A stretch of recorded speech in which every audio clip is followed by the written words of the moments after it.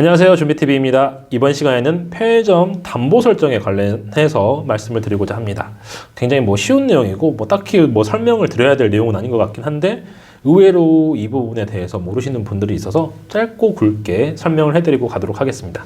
자, 저희가 이제 편의점 점포 운영을 하시면은 각 타입별로 담보 설정 금액이 정해져 있습니다. 5천만 원, 3천만 원, 본부임차 점포는 2천만 원 이런 형태로 담보 설정을 해 주셔야 되는데 이 담보 설정을 왜 하느냐에 대해서 이제 의문점을 가지시는 분들이 계시더라고요. 일단 편의점 특성상 인테리어를 회사가 다 투자를 하고 실질적으로 여러분들이 점포에 투자하는 돈은 얼마 되지 않습니다. 가맹비 700만 원에 부가세까지 해서 770. 그리고 소모품 준비금이라든지 상품 준비금 같은 경우는 경영주님이 쓰시는 거니까 회사가 이제 담보를 잡을 그건 없죠. 말 그대로 경영주님이 이제 잠적을 한다고 가정을 했을 때, 그쵸? 그리고 가령 이제 본사 돈을 이렇게 입금을 안 하고 여러분들이 가로챘을 때 회사가 뭔가 압류할 수 있는 그런 것들이 없잖아요.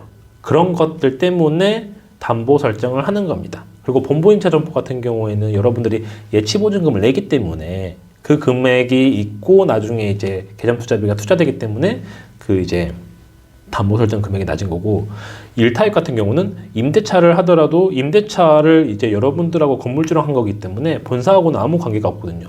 그리고 실제적으로 본사하고 관계할 때 들어간 금액은 이제 2천만 원 정도의 금액밖에 들어가지 않고, 그 중에서도 대부분 이제 경영주님이 쓰시는 금액이지 본사가 이제 받는 돈은 가맹비 말고는 없으니까, 그렇기 때문에 이 점포에 대한 나중에 수익 배분을 하려면 경영주님께서 입금도 해주셔야 되고, 또 이제 경영주님이 갑자기 이제 소위 말해서 도주를 하신다거나 이런 문제가 또 발생이 될 수도 있기 때문에 그런 것들을 어느 정도 이제 감안을 이제 해서 그 금액을 담보를 설정하는 겁니다. 그리고 그 담보 설정은 근저당권을 설정할 수도 있고 보증보험을 설정할 수도 있고 질권을 설정할 수도 있는데, 이제 근저당은 돈이 이제 들어가진 않죠. 내가 갖고 있는 어떤 집이라든지 물건지에 설정만 들어가는 거니까. 그리고 이제 보증보험 같은 경우에는 그런 이제 근저당 물건지가 내가 없을 때, 또는 이제 은행 대출이 이미 잡혀 있어가지고 그 물건지에 이제 그 정도의 금액을 잡을 수 없다 하시면 이제 프랜차이즈 보증보험에다가 내가 수수료를 내고 이제 그 보증보험 회사에서 이제 보증을 서주는 거죠. 그런 경우에는 이제 수수료 금액이 좀 나오기 때문에, 제가 있을 때랑 지금 이제 10년 정도 이제 지났기 때문에 그 보증보험료율이 달라졌을 수도 있어요. 그래서 정확한 금액을 말씀드릴 수는 없긴 하지만 통상 1타입을 하시는 분들이 보증보험을 드는 경우는 없었어요. 5년치를 이제 한 번에 내기 때문에 금액대가 꽤 나오거든요. 이제 본부임차 점포는 2천만 원에다가 금액도 낮고, 또 1년, 예전에는 1년 계약이었기 때문에 1, 2년 계약이었거든요. 그 계약 기간이 짧기 때문에 그냥 1년에 내가 50만 원, 이제 30만 원 이 정도 금액을 내고 그냥 보증보험을 들었었는데, 1타입의 경우에는 금액대 보증보험 이제 그 담보 설정 금액 자체가 높다 보니까, 그리고 계약 기간도 길다 보니까 한 번에 내야 되는 이제 그 목돈에 대한 부담 때문에 대부분은 어떻게 해서든 근저당권 설정을 가장 많이 하셨죠. 질권 같은 경우에는 은행에 있는 내가 예금 갖고 있는 예금을 이제 묶어놓는 거예요. 은행 측이랑 이제 얘기를 해서, 그래서 그걸 이제 질권 설정을 한다고 하거든요.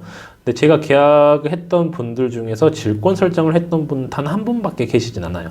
사실 저도 그걸 어떻게 이제 업무를 했는지 기억도 잘 나진 않지만, 어쨌든 은행 측이랑 이렇게 얘기를 해서 그 예금을 그 기간 동안 찾지 못하게 이제 묶어두는 거죠.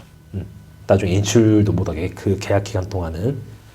그래서 현금을 이제 묶어둔다 그러면 그걸 질권이라고 생각하시면 되고, 그건 이제 또 돈이 나가진 않으니까 내가 그 정도의 어떤 예금이 있다고 하시면은 질권을 설정하시는 것도 나쁘지는 않죠.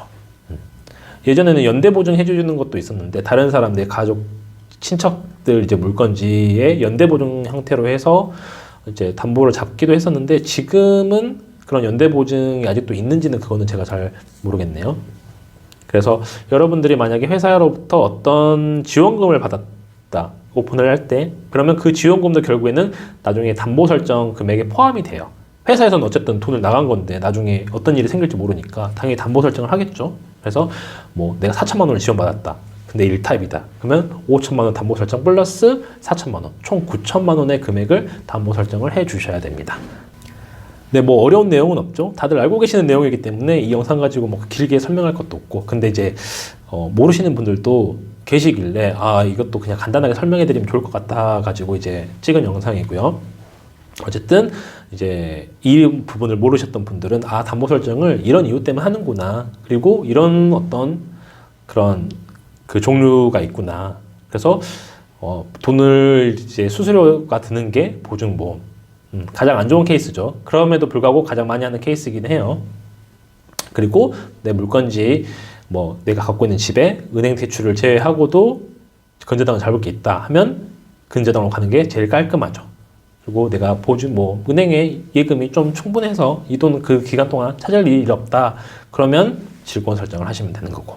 그래서 본인의 어떤 상황에 맞춰서 담보 설정은 하시면 될 것 같습니다. 이거 외에도 혹시 이제 궁금하신 거 있으시면은 댓글 달아주시면 제가 댓글로 답변을 드린다거나 또는 오늘처럼 이제 전화 상담을 해드린다거나 아니면 뭐 인스타 DM으로 보내주셔도 되고 여러 가지 방법을 통해서 도움 요청하시면은 제가 최대한 1대1 상담 또는 영상을 통해서 그 여러분들에게 답변을 드리도록 하겠습니다.